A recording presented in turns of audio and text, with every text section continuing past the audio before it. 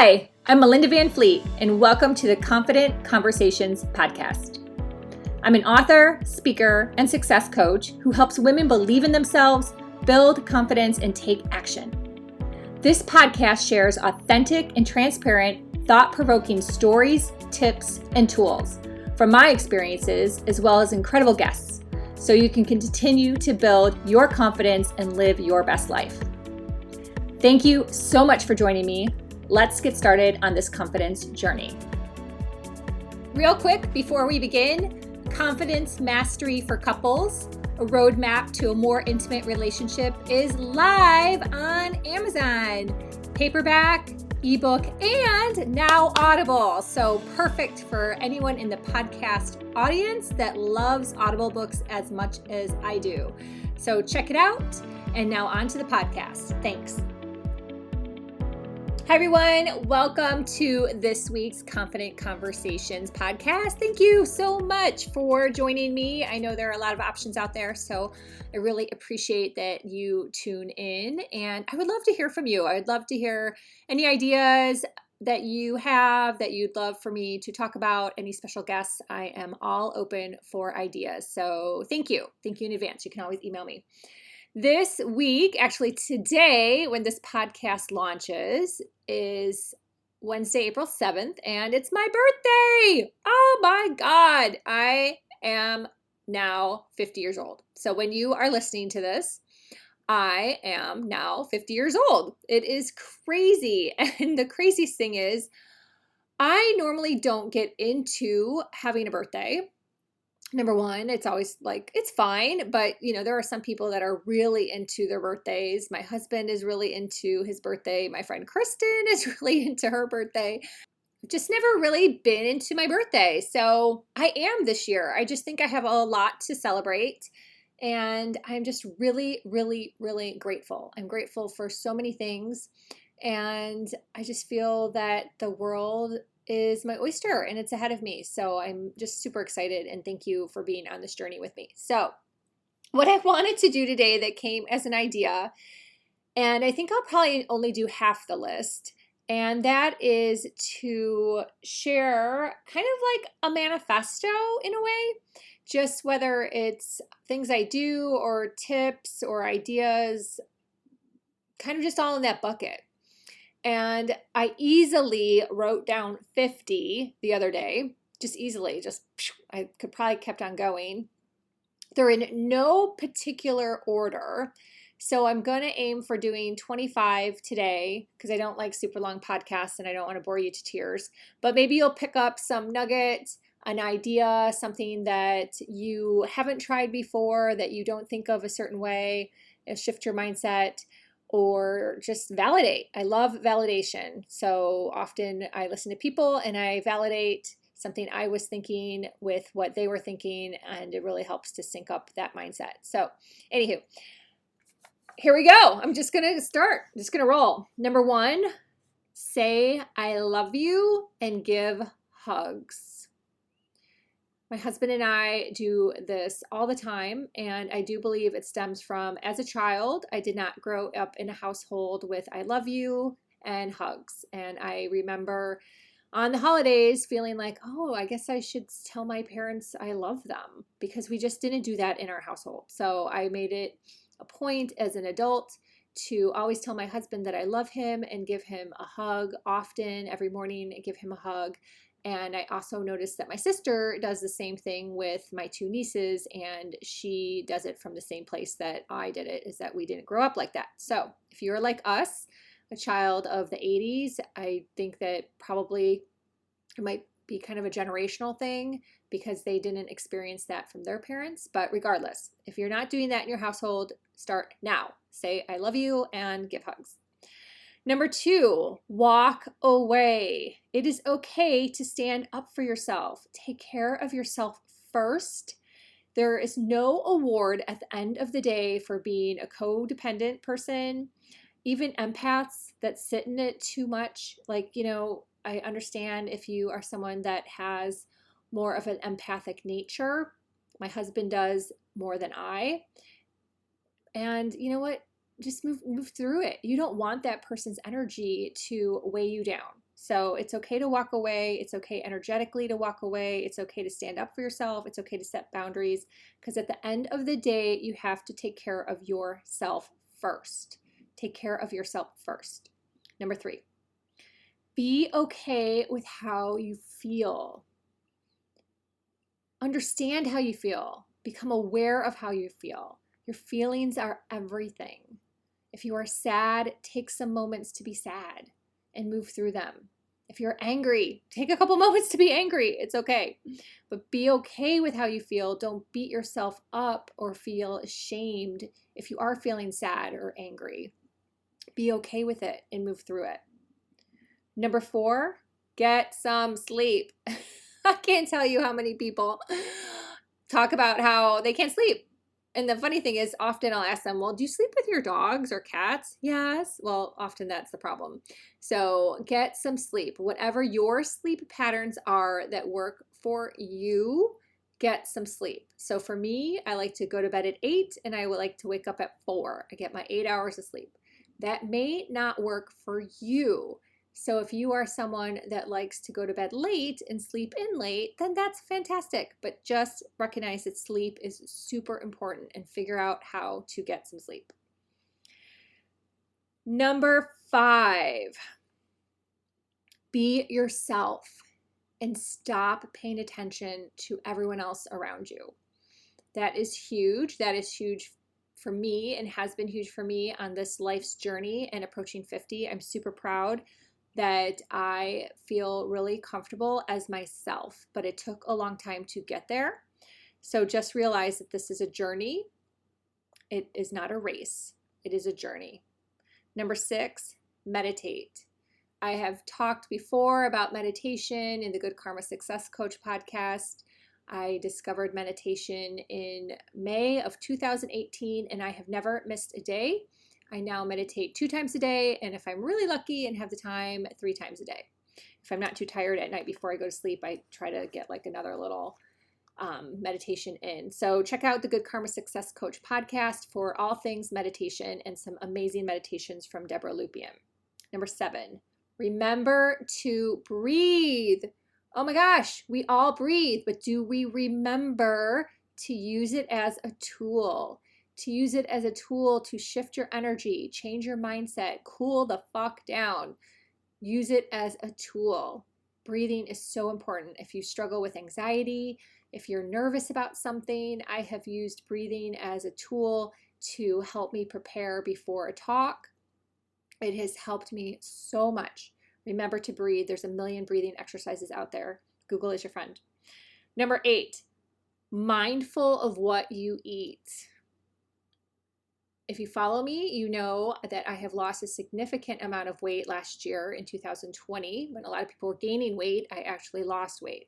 Now, granted, I was on a program and I still do it a little bit here and there to manage because I have not gained the weight back since October, which is fantastic.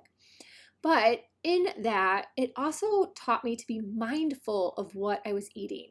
Because so many times, like, I would just sit down and eat a bag of Oreos or munch on potato chips, and like, it didn't serve me. It didn't even taste that great. Like, what was I doing? So I wasn't mindful. So be mindful of what you eat and take your time. Slow down.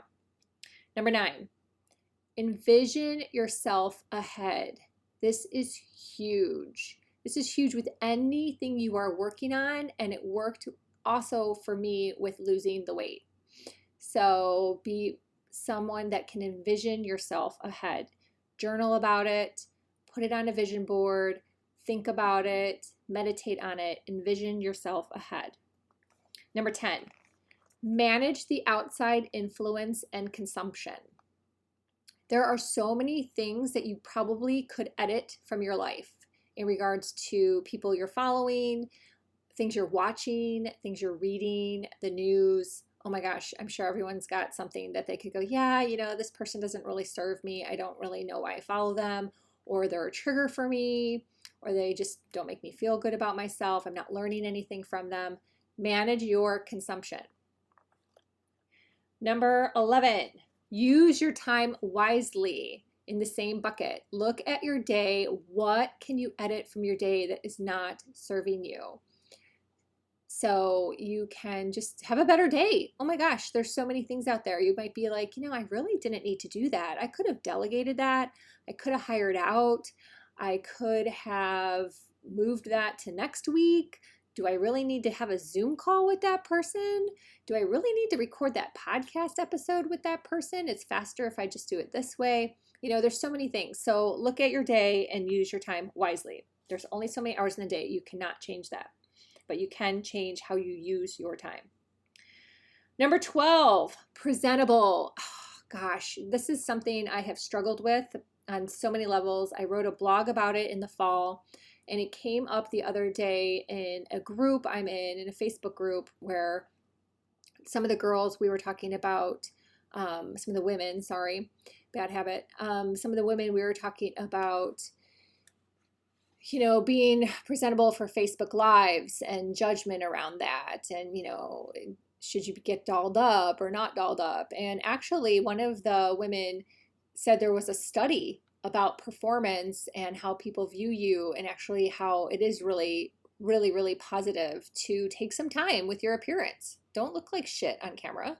Take some time. So I thought that was really great information. And if you want that, any more information on that, please feel free to email me, because I do think that's something that as women we struggle with. We think, oh, are they going to think I'm too fancy if I'm dolled up or not? And I have to tell you, I was led by a friend of mine to watch this Facebook Live from a coach who is ahead of me, and she's an author. And so I pulled up the link to watch her Facebook Live, and she's talking about her book release, right? Now, this is supposedly a really successful coach, and I couldn't believe what she looked like. I was kind of stunned, to be really honest. And it becomes distracting, and then it becomes a mind loop, and then you feel bad because you're like judging them. So that's part of this whole thing. And I think there's a lot to be said out there to help people in regards to that, but also do what feels good for you. So if it feels good for you to do your hair and makeup before you go on camera, do it, do it, do it. Celebrate it. Have fun. Number 13, it's kind of in the same bucket. Judgment versus opinion. They are two different things. Judgment can be nasty. We don't want to be nasty. None of us want to be nasty, and we don't want to be judged in a nasty way. But there is a point where you have to form an opinion. So if I use that same example of getting dolled up, it's my opinion then that it feels good for me that I wish to do my hair and makeup before I do a Facebook Live. And maybe someone else it doesn't, then that's their opinion, right? So there's judgment and opinion, and just start to recognize the difference between the two, because you do have to form an opinion in order to move on with something. That's just kind of common sense. But I think often we put everything in this judgment pile versus recognizing that there is a difference between the two. Number 14, energy. I love to talk about energy. I love to work on my energy. I believe there's so much there to unpack, more than I could probably ever share with any of you in my lifetime, because I have personally done so much work on myself. And it's a huge topic. So number 14 is energy. Work on your energy, work on understanding how all of this works together in the universe. Number 15, relationships, alignment. When you meet someone that you like and you think that you can help each other, collaborate, benefit from each other, build a relationship, that is a great thing. But sometimes it's okay to walk away. You don't all have to be go-givers and give, because at the end of the day, again, it's your energy, it's your time, and don't feel guilty about it. It's okay. It's okay to walk away, but focus on the relationships that are working for you, that are in alignment with where you feel good and you want to be. Number 16, enjoy what you eat. Worth the calories. So kind of in the same bucket of the mindfulness. Yesterday I had cupcakes. I wanted to say donuts, but they were cupcakes from the local grocery store. I normally do not buy things like this, but it was Easter and they looked delicious and they had this pink frosting. It was the best shade of pink. It was so cool. So I bought them and there were 6. I had 3. Ryan had 3. They're gone. They're out of the house. They're in our bellies. They're gone. So they're done, but they were worth the calories. When you get in the habit of going, okay, this is not worth the calories, I'm going to throw it in the garbage can or pour water on it, that helps so much. So as you're being mindful, also just have that extra little nugget of saying to yourself, is this worth the calories? Number 17, sorry. Release and allow. Oh my God, this is big. This is way too big for this podcast. So, and it's probably more of a Good Karma Success Coach podcast topic, but being able to release what you desire and allow is a huge thing. I am certainly not perfect at this, not at all, but it's on my list that I've gotten better and I'm definitely in that place right now. So that's why it's on my list. I'm excited. Number 18, always be learning. This is the ending of my Good Karma Success Coach podcast. I believe every day you have to realize all the things you are learning. Every single thing you are learning. If you have a conversation with someone, you are learning. If you are listening to this, obviously you are learning. If you are doing some type of activity, even washing your car, you're probably learning something.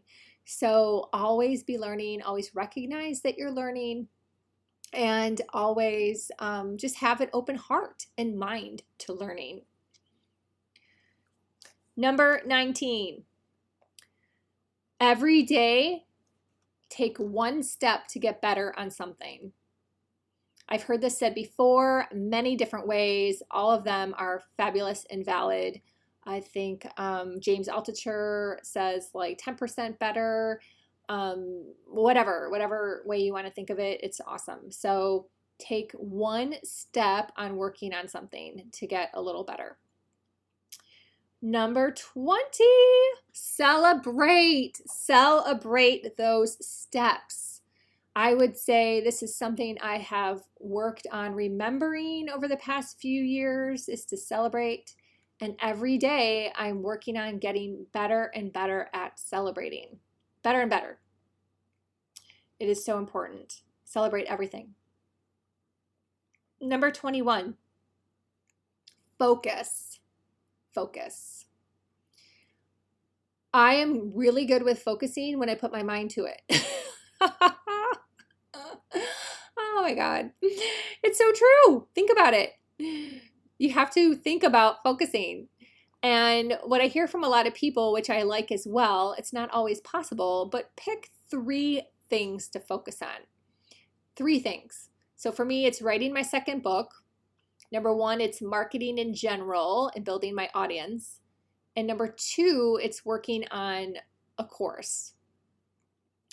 So those are my 3 things that I'm focusing on. Now, granted, other stuff pops up. We all know that. But look at what you're doing and pick 3 things.